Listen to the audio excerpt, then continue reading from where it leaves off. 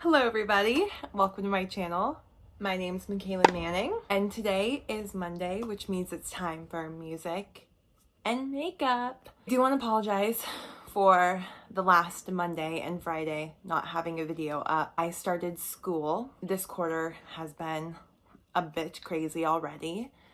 It's my winter quarter before I graduate, so there's a lot of paperwork and making sure I've met all the requirements for graduating in the spring. So I've been a little bit preoccupied with school, but now I'm back into it. I sat down to film for those videos and nothing good was being produced. I was like, you know what, I can do better, and I don't just want to put a video out for the sake of putting a video out. I want it to actually be good. So I took a week off, but I'm back and I'm ready to go. And we're going to be talking about Orpheus in the Underworld. But I'm back and I'm ready to record some good content and talk about music, talk about operas, talk about fun things. So here we go. Before I get into it, I do want to remind you guys to hit that subscribe button and to like this video. Orpheus in the Underworld. It is a opera that was by Jacques Offenbach, and it's a comedic opera. It was a comedic opera that was written in 1858. It was first performed October 21st, 1858. And it was originally written as a two-part opera, but was later expanded into four-part opera. That four-part opera premiered February 7th, 1874. They both premiered in Paris, and the opera's original language that it was written in was French. This opera was based off of the ancient Greek legend of Orpheus and Eurydice. It's one of the most commonly talked about ones. A lot of plays have been written about Orpheus and Eurydice, along with many other operas and musicals. The most recent musical is Hadestown, that was on Broadway. But this one is a little different than most because instead of Orpheus and Eurydice being in love and her tragically getting bitten by a snake and going to the underworld and him going after her because he loves her, Orpheus and Eurydice aren't really happily married. When she goes to the underworld, he's happy to get rid of her. Let's talk about the voice characters before we get into the meat of the show. We have Public Opinion, who is the guardian of morality, and that voice part is a mezzo-soprano. We have Orpheus, who is the title character of the show, as well as a tenor. Eurydice, who is his wife, and she is a soprano. Pluto, who is god of the underworld, who appears to us in the beginning of the show disguised as Artius, and that is a tenor. We have Venus, the goddess of love, who is a soprano. We have Cupid, the god of love, also a soprano. It's one of those pants roles. We have Jupiter, who is the king of the gods, and a tenor. We have Juno, his wife, who is also queen of the gods, who is a soprano, or a mezzo-soprano. Diana, goddess of the moon and hunting, also Jupiter and Juno's daughter, a soprano. Mervina, the goddess of wisdom, also Jupiter and Juno's daughter, also a soprano. We have Sybil, who is the goddess of nature and also a soprano. We have Mercury, who is the messenger to the gods, a tenor. And John Styx, who is the servant of Pluto and a tenor or a baritone. So I thought the best way to go through this show would be to go through Act 1 and Act 2 of the original show, talk about the story, then go back and talk about Act 3 and 4 and fill in some of the ways that it was different than the original writing of the show. But before I get started, a fun fact that I found while I was doing my research that I didn't know was the song The Can Can. That was written for this show, part of the big culminating scene in the opera where all of the action was taking place. And it's been adapted into a lot of pop culture. I always love opera that gets inducted into pop culture and that becomes a part of our everyday lives that we have no idea was from an opera. Let's get into the story of Orpheus and Eurydice, of Orpheus in the Underworld. The start of the show begins with a spoken introduction by none other than our guardian of morality, Public Opinion. Public Opinion explains that unlike most Greek shows where there's a Greek chorus that kind of talks us through what's happening but doesn't interfere, Public Opinion is going to interfere. Right off the bat, we know some shit's gonna go down. Orpheus and Eurydice do not care for each other. And unlike in the original show, where Orpheus is a musician and a music teacher who's completely in love with his wife, who just kind of gets sidetracked by his love for music, in our telling, does not like his wife. He does not care for her. If it was up to him, he would not be with her, but it's the way of the time and he can't get out of being married to her now. To make things a little bit better, I suppose, Eurydice doesn't care for him either. Unbeknown to one another, they each have lovers. Orpheus is in love with another woman, and Eurydice is in love with another man. They live next door to a shepherd and his wife. Eurydice falls in love with this shepherd. She falls in love with him, and they have an affair. And Orpheus is in love with Chloe, the shepherd's wife. Weird, right? Like, how do they not know? How do they not know? That's what I don't understand, is how they're literally having an affair with another married couple and neither of them know that they're stepping out on each other. So one day, Orpheus and Eurydice are doing their marital affair thingamabobbs, going out. They're sneaking out of the house to go see their lover. Eurydice is mistaken for Chloe by Orpheus, and that's when everything comes out. Now, Orpheus goes up to her and he thinks it's Chloe. He goes, taps on her shoulder, goes, Chloe? And Eurydice turns around and he's like, what? You are not Chloe. And she's like, no, I'm not Chloe. What are you doing here? He's like, what are you doing here? Uh-oh. The cat is out of the bag. Once the cat is out of the bag, Eurydice's like, we need to abandon this marriage. You know, she's all for it. She is all for getting rid of her husband because she doesn't care. She's not in love with him. She's having an affair with the shepherd. He's having an affair with the shepherdess. Let's just end it, you know. Orpheus is like, blank problem. Public Opinion's gonna get mad at us. He's gonna be like, you guys can't do this. You can't have an affair and get a divorce. Like, no. Orpheus kind of talks / berates Eurydice into staying in the marriage, but just keep on going on with our affair. But we're not going to tell anyone about it, and we're not going to get a divorce. We're not going to abandon this marriage because I don't want to get in trouble. So she reluctantly agrees. That's when good old shepherd Artisty, aka Pluto, comes into the scene. This is after Orpheus left. Comes up with this plan to kill Orpheus, and he says we can set a bunch of snakes, poisonous snakes, loose in a field, and we can lure Orpheus out to the field, and the snakes will bite him and he'll die. And at first, Eurydice is kind of like, oh, do we have to kill him? Can't we just come up with some other sort of plan to be rid of him so that way we can be together? And he's like, no. The only way Public Opinion will accept us being together is if something bad, like death, happens to your husband. And eventually Eurydice agrees. So she goes off, go back home to take care of what she has to take care of at her house. And in the scene comes Orpheus.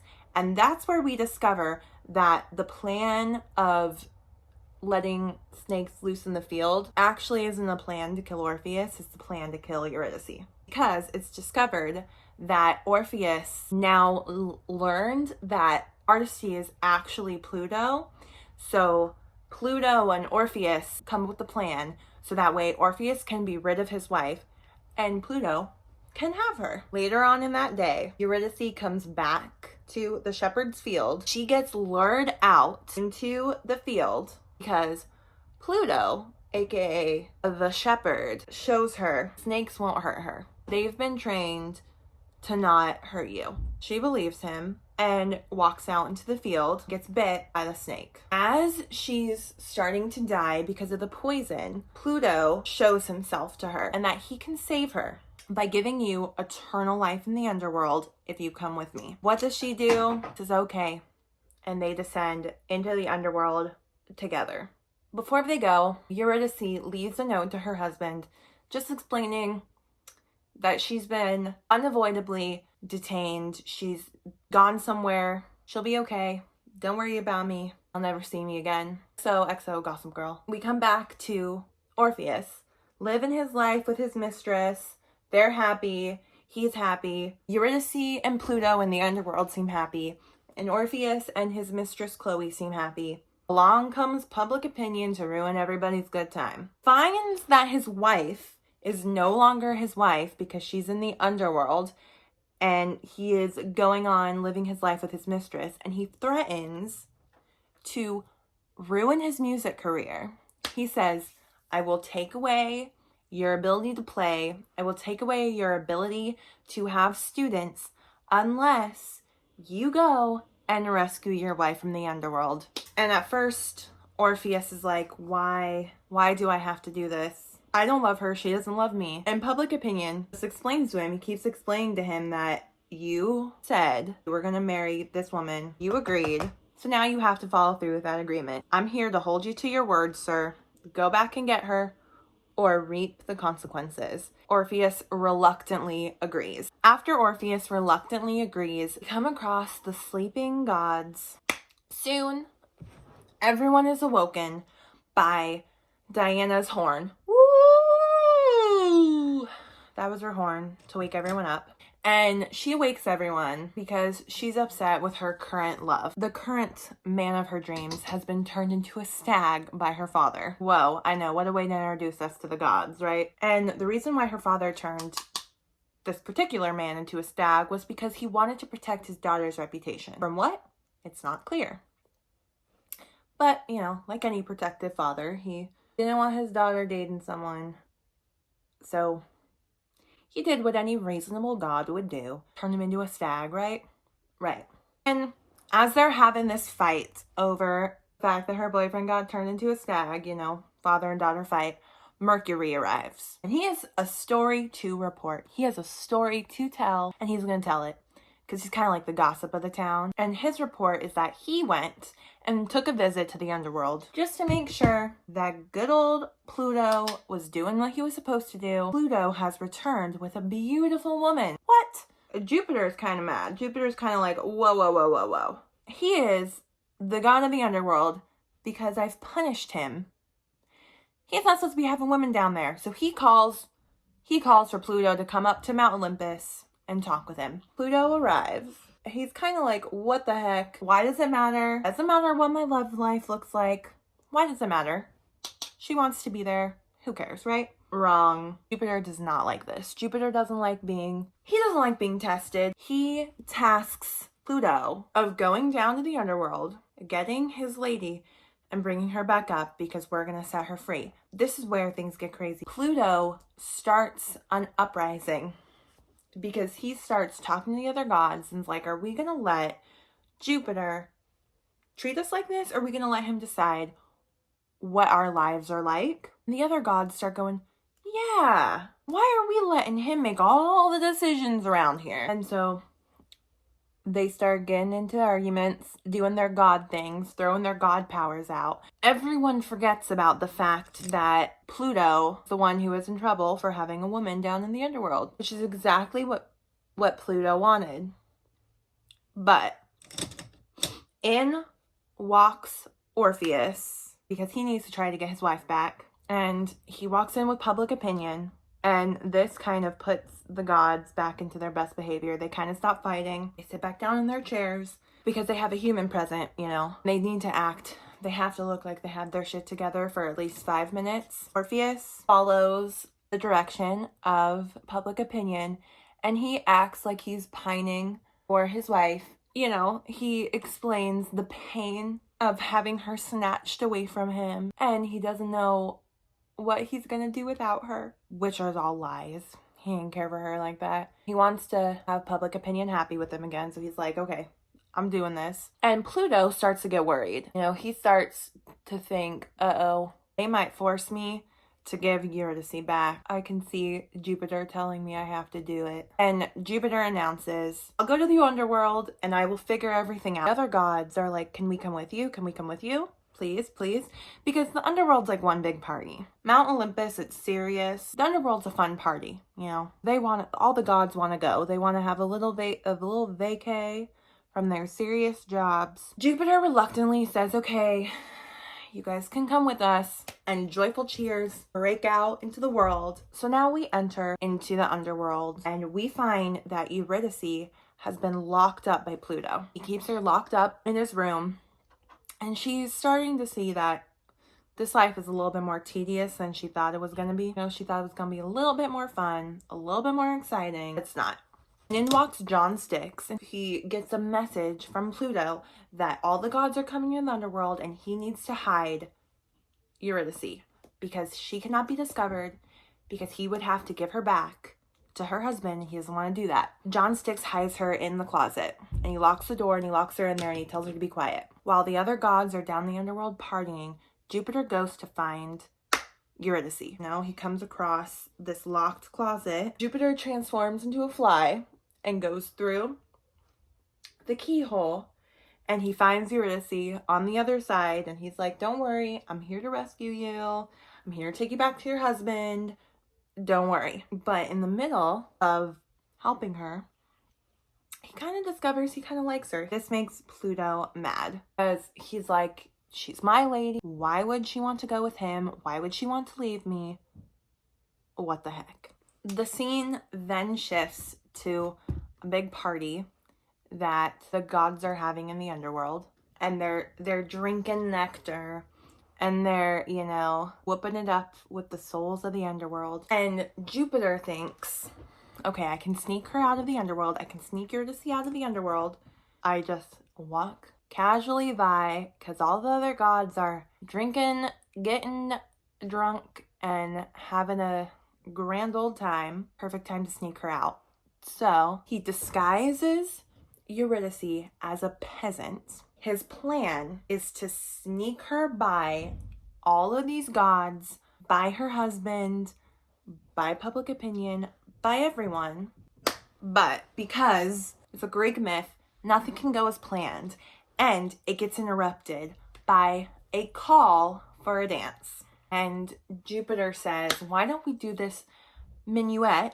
It's very slow, romantic, because his goal is that if he can just slowly, romantically get Eurydice out, that no one will be the wiser. And everyone's like, no, no, no, no, no, that's boring. We don't want that. You know, we want, this is a party, Jupiter. This is a party. At parties, you don't do slow, romantic songs. You do fun, upbeat, you know, don't stop till the break of dawn. I don't know. I've listened to too many operas. I don't know songs anymore. But you want fun, upbeat songs. Things start to liven up when Cupid calls out that they do Gallop Infernal, which is the most popular song of the entire opera. This is where the climax, the culmination of all the action that's taken place happens. It's where we see Orpheus and public opinion and Eurydice and Pluto and Jupiter and everyone. They start doing this dance. This is, of course, the can-can. That song plays. You start seeing a bunch of stuff happen on stage. People are laughing, they're having fun, they're living their lives. And then slowly the song starts to be abandoned and ominous violin music starts to play. And this shows the approach of Orpheus to Jupiter. And public opinion and Orpheus go up to Jupiter and they're like, what is your plan? You said you had a plan. We're here. We're all here. Where's my wife? What's going on? And Jupiter promises that he has a plan. He promises that he's going to get Eurydice out. He's like, don't worry, Orpheus. I got you. I got you, sir. Don't worry. I got you. Don't worry. Enter Pluto. And he comes up to Jupiter and he's like, where is Eurydice? Where is she? I want her. I need her.